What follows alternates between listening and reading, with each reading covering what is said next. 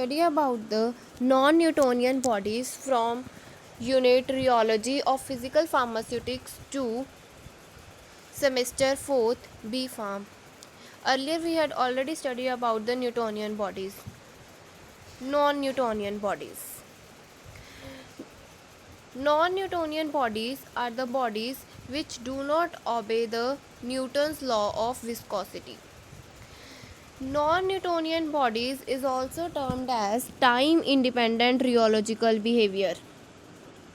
Non-Newtonian bodies are classified into three types: plastic bodies, pseudoplastic bodies, dilatant bodies. Plastic bodies. Plastic bodies are also called as Bingham bodies.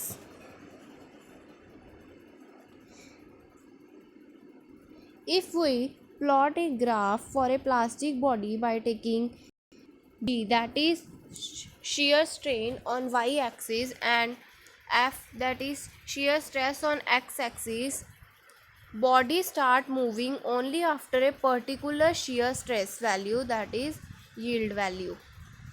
Yield value is denoted by a small f. Plastic bodies behave like a Newtonian body after yield value. U is for plastic body. U is equal to F minus small f divided by G. Units of yield value is Newton per meter square, same as that of force, that is shear stress. Yield value here represents force of flocculation. Force of flocculation is van der Waals forces. Higher the yield value, higher is the force of flocculation. Addition of deflocculating agent lowers the yield value.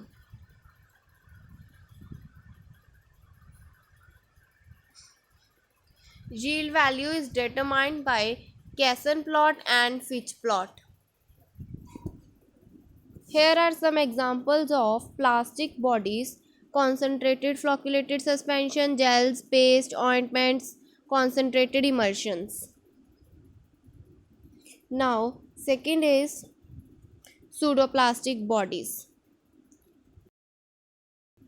Pseudoplastic bodies are also known as shear thinning bodies.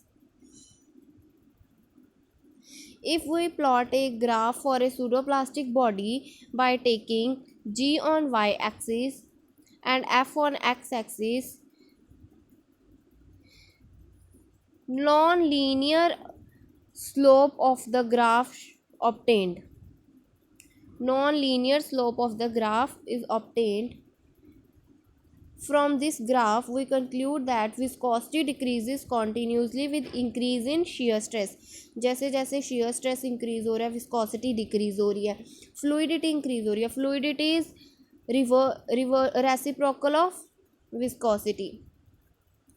Graph cannot be represented by a single value of viscosity because slope changes continuously.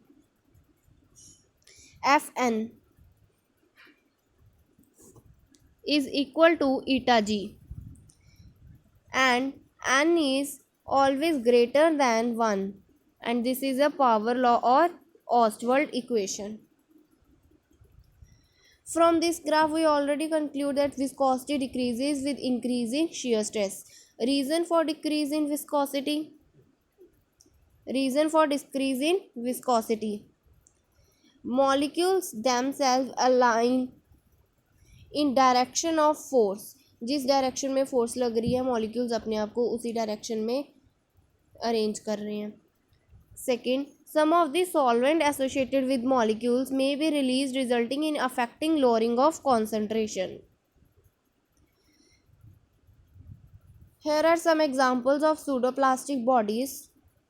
Examples: gums, mucilage, polymer solutions, dilute flocculation suspension, dilute emulsions. Now, third type is dilatant bodies. Dilatant bodies are also known as shear thickening bodies. If we plot a graph for a dilatant body by taking G on y-axis, that is shear strain, and F on x-axis, that is shear stress, non-linear graph should be obtained. Dilatant bodies.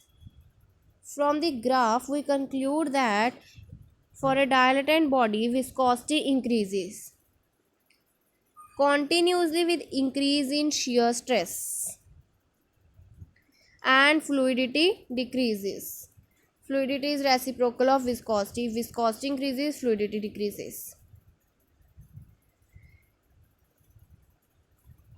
For the reason behind this viscosity, why viscosity increases continuously by applying shear stress, we will discuss later on. Dilatant body cannot be represented by a single value of viscosity because slope changes continuously. Fn is equal to eta g. N is always less than 1. Power law or Ostwald equation.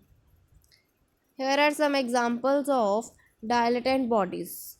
Concentrated deflocculated suspension. Caking in deflocculated suspension is a dilatant behavior. Starch in water is also example of dilatant body. Silica in PEG. Inorganic pigments in water, non-polar liquids. Reason for increase in viscosity or decrease in fluidity is particles dilate, void volume decreases, but fluid available to wet the particle is insufficient, thereby increasing friction between particles and hence viscosity increases. This is all about the non-Newtonian bodies. Thank you.